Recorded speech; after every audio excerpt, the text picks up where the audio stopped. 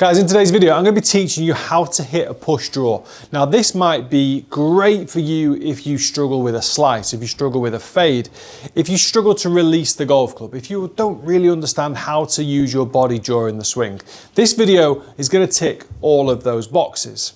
For more coaching content like this, you can head over to my website, andycartergolf.com, or if you just scroll down into the description box below, there is a link where you can actually avail of 3 free videos. All you need to do is click the link and go and watch the videos. It's as simple as that. Within my website, you're going to find lots of different courses to help you with short game, help you stop a slice, help you understand a bit more of a blueprint, create a blueprint around your golf game. Also, you can avail of a free practice plan as well to help you next time you go down to the range. So there's loads to explore within the website, as well as affiliate links for different training aids, sim launch monitors, whatever you think you may need. So the push draw can help golfers regardless of what type of shot you're trying to play or even trying to avoid. And to get started, we're going to go with setup. So the very first position I want to see my players is making sure that the pelvis goes a little bit more in front of the shoulders. And then once you put the golf club in behind the ball, this line through the golf club is going to go straight up towards that lead shoulder. What we're trying to do here is get the lower body a little bit more in front of the golf ball, which is going to help us with compression. The next thing we're going to try and do is make sure that we're a little bit close to target. So here we've got the dotted line there on the screen. I've got my golf club pointing just at it or just right of it, and I've got my hips and my rib cage ever so slightly closed. As I've mentioned, I've got my lead hip just past my shoulder line as well, so ever so slightly in front.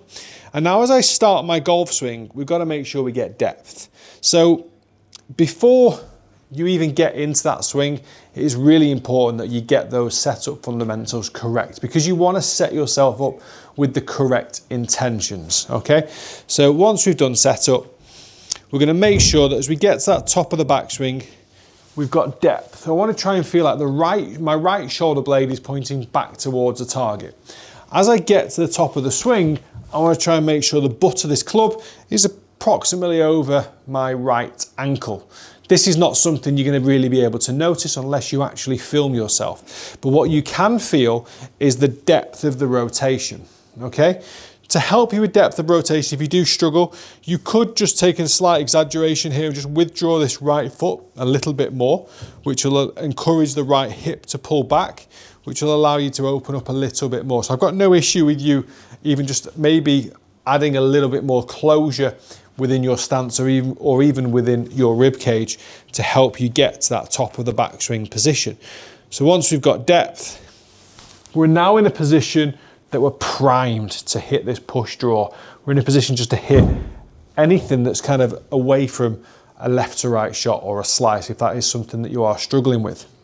Now, understanding where you need to get back to at impact is really key, because at the moment golfers are all talking so much about rotating the body, getting the speed through the ball, creating as much turn through impact as possible.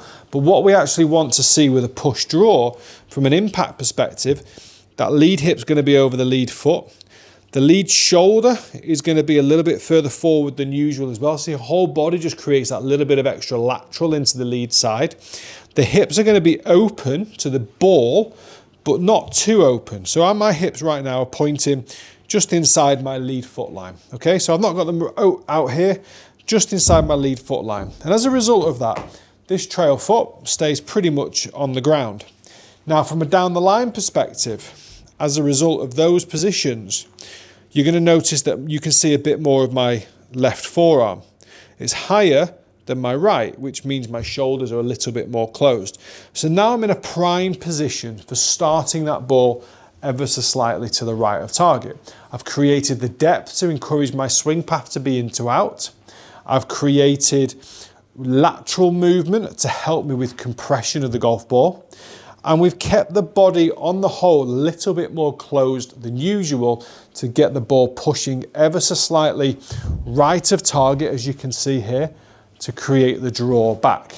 Now, like every golf shot, regardless of whether you're hitting a fade, you still need to release the golf club. So one of the key characteristics for releasing the golf club here is making sure that the right arm is on top of the left arm. Okay, the trail arm is on top of the lead arm. So we know that club face has rotated through impact, okay?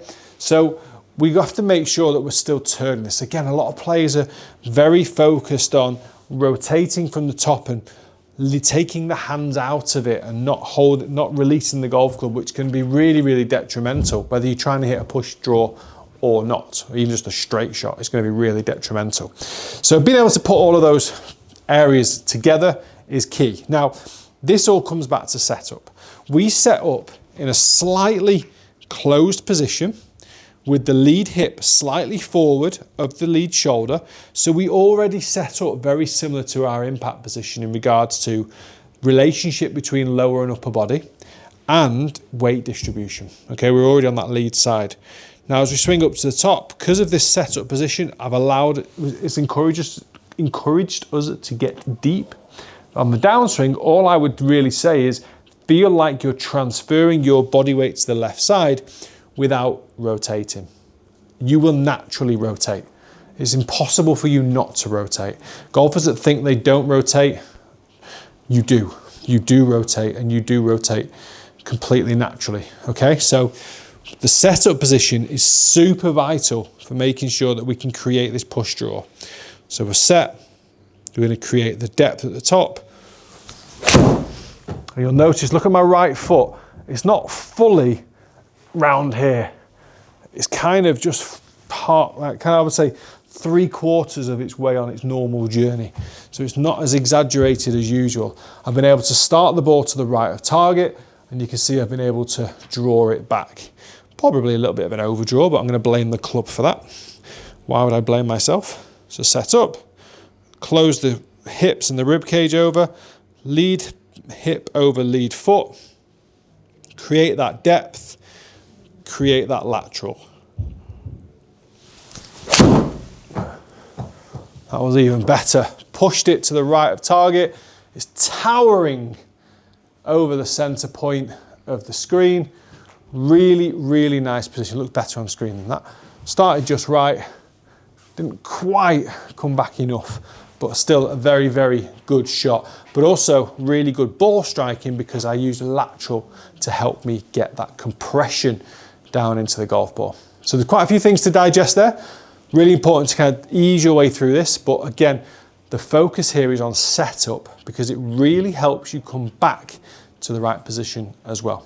Guys, if you enjoyed the video, hit the like, hit the subscribe. There's loads more content like this here, but there's loads more content that's not on YouTube over on my website, andycartergolf.com. And there's also a Pro Shop page with lots of affiliates on there if you do want to go over and get some different training aids, golf sims, launch monitors, GPS, shot scope, GPS watch, rangefinders, whatever you need, it's all on that page as well. Guys, thanks for watching, and I'll see you next time.